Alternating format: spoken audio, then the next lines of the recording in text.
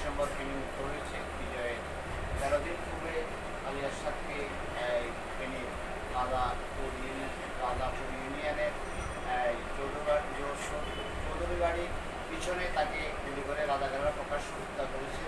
আলী আরশাদ ছাত্র ইউনিয়নের একজন সক্রিয় কর্মী ছিলেন এবং তিনি মডেল হাই স্কুলের একজন ক্লার্ক ছিলেন এবং ক্লার্ক কাম শিক্ষক ছিলেন।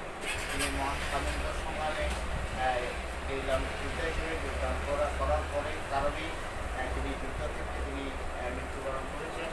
দীর্ঘ 52 বছর পরেও আলী আরশাদের বড় ভাই আজকে আমাদের ফেনী জেলা গেরিলা মুক্তিযোদ্ধা কল্যাণ পরিষদের অফিসে এসেই আজকে দাবি জানালেন যে আজও তিনি স্বীকৃতি পাননি এবং আজকে আমরা ঈদ সামগ্রী বিতরণকালে আলী আরশাদের বড় ভাইকে যখন আমরা ছোটো ভাইকে যখন আমরা এক প্যাকেট মেয়রের আমাদের ফেনী পৌরসভার মেয়র কর্তৃক প্রদত্ত ঈদ উপহার হিসেবে তাকে যখন একটা দিলাম সে তখন আত্মীয়ের সাথে বলল 52 বছর পরে তার আজকে স্বীকৃতি তাকে আজকে মূল্যায়ন করা হয়েছে এবং প্রথম তিনি 5 কেজি চাউল আতপ চাউল পেয়েছেন।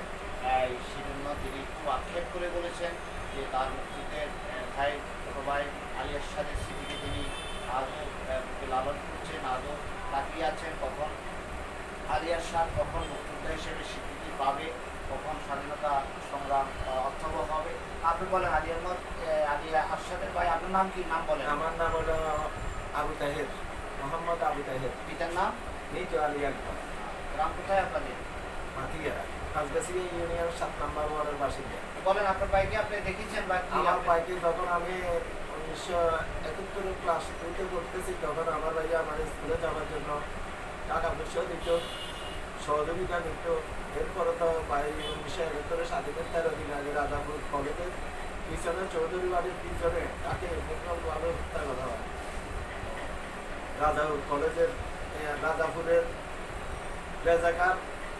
তবে বর্তমানে আমি কোনো নাম জানি না, আমরা কখনো কারো কাছ থেকে কোনো সহযোগিতা পাই নাই, কেউ আমাদের খোঁজখবর নেই, আসে নাই।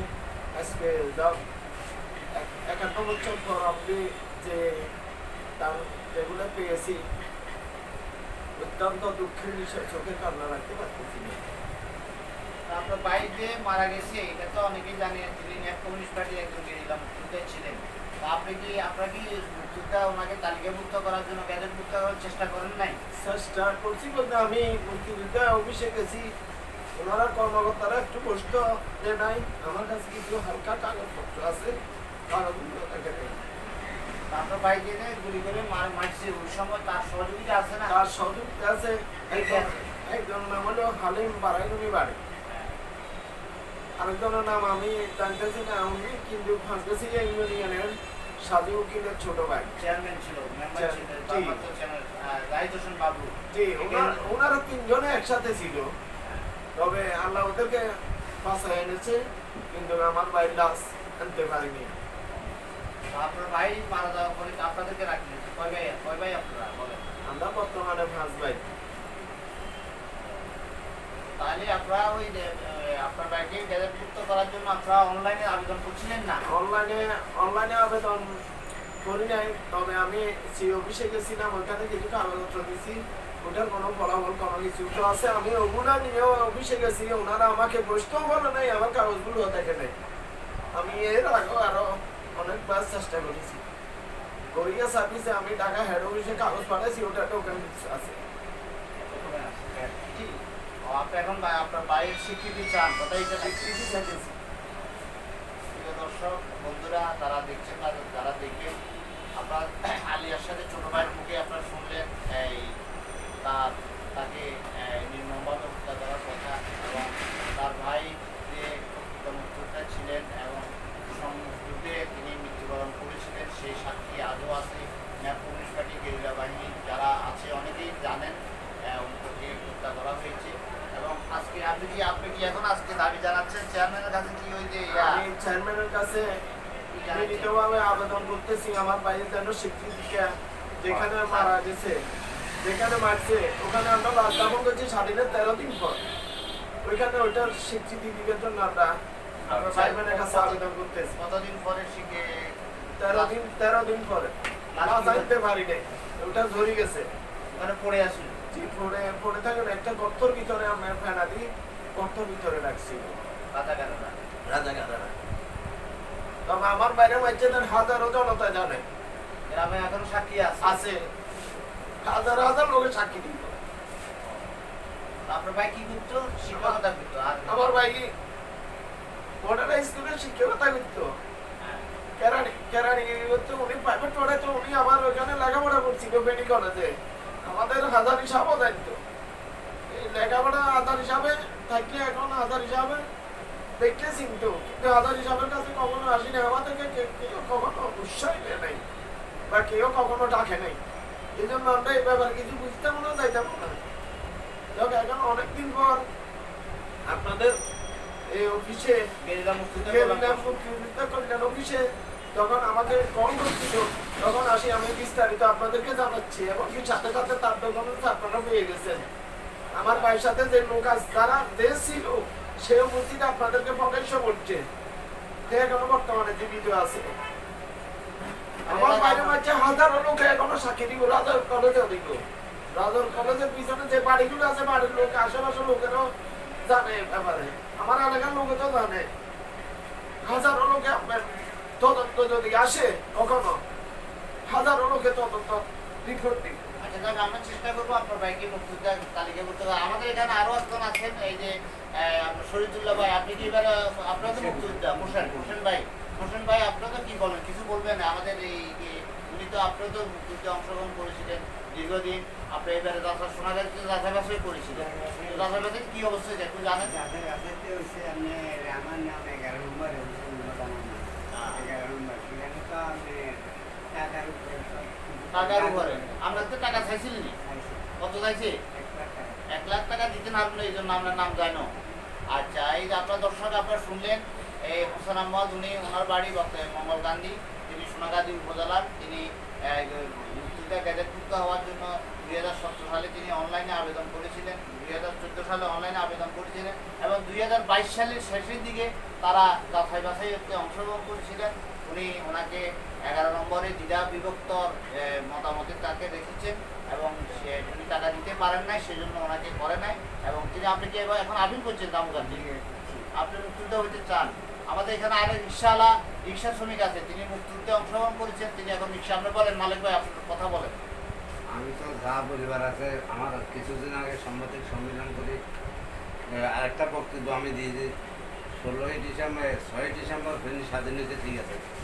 আমি আসছিলাম ভারতের থেকে কাতার ডিস্ট্রিক্টে আসছিলাম, পানিমারা ক্যাম্পে আসছিলাম, ট্রেনিংয়ের পরে সিলেট হয়ে আমি ফেনীতে আসি।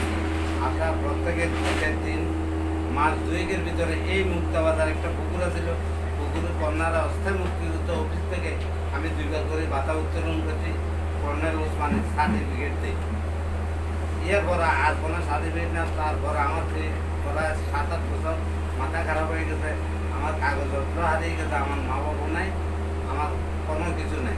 আপনি আব্দুল মালিক, আপনার পিতার নাম কি? আমার পিতার নাম মিতুল নবাবের রহমান, গ্রাম মধুবাই, পোস্ট আত্মাবী বিহার, থানা, জেলা, উপজেলা। আপনি অনেক চেষ্টা করেছেন, হইতে পারেন নাই। বহু চেষ্টা, এমনকি ঢাকা মন্ত্রণালয়ে গেছি, স্বাধীনতা ভবন মন্ত্রণালয়ে গেছি, কাকরাল মন্ত্রণালয়ে গেছি।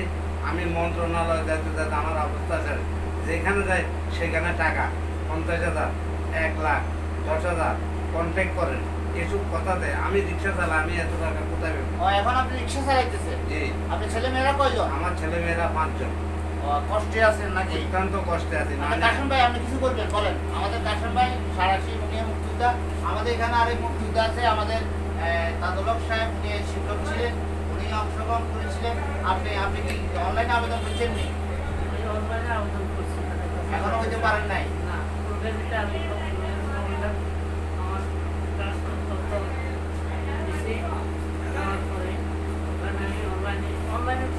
অনলাইনে আমি করে দিয়েছি, আমরা করছি।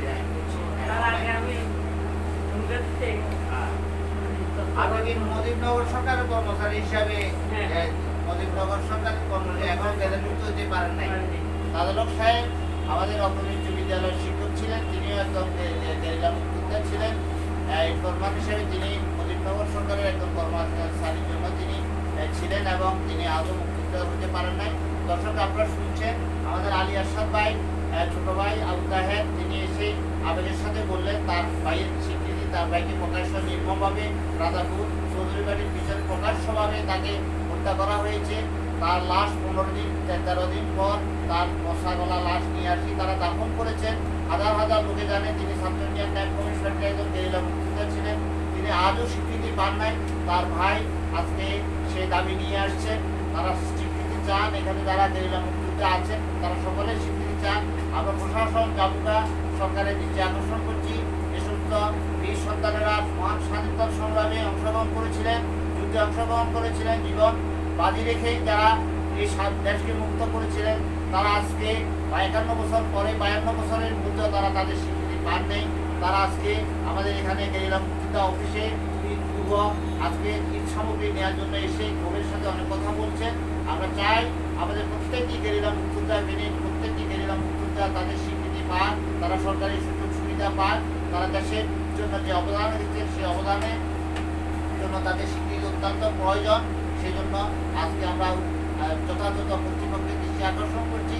আর বিশেষভাবে অনুরোধ থাকলো আমাদের এই ভিডিও লাইভ অনুষ্ঠান যারা দেখছেন বা যারা দেখবেন তারা শেয়ার করে এবং আমাদের কমেন্ট করে আমাদের পাশে থাকবেন। সবাইকে আমি অ্যাডভোকেট মুর্শেদ আলম খন্দকার আজ 19শে এপ্রিল 2023 ফেনীর মুক্তবাজার থেকে সকলকে অভিনন্দন এবং শুভেচ্ছা জানিয়ে আমাদের লাইভ অনুষ্ঠান এখানে শেষ করছি। সবাইকে ধন্যবাদ।